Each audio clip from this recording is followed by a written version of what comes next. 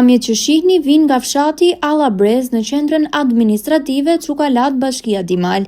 Siç shihet qartë, rruga ndodhet në një gjendje të degraduar dhe prej vitesh nuk ka marrë asnjë investim nga pushteti vendor.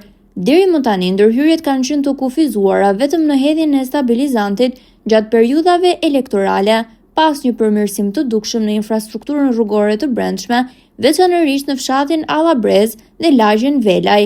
Banorët e këtyre zonave përballen çdo ditë me vështirësi të mëdha për shkak të kushteve të këqija të rrugës.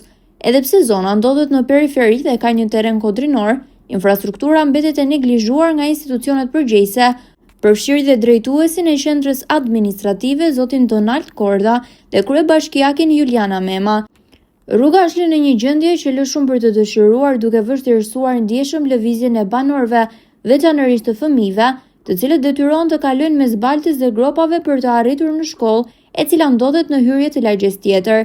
Banorët e të dyja lagjeve, duke folur jashtë kamerave, shprehen se pavarësisht problematikës së rrugës, asnjë institucion nuk ka ndërmarrë masa konkrete për shtrimin dhe sistemimin e saj. Ata theksojnë se sa herë afrohen zgjedhjet dëgjojnë vetëm premtime elektorale, ndërkohë që realiteti mbetet i pandryshuar. Rruga mbetet plot me baltë, ujë dhe gropa të dëmtuara nga rrjedha e ujrave që vijnë nga kodrat përreth.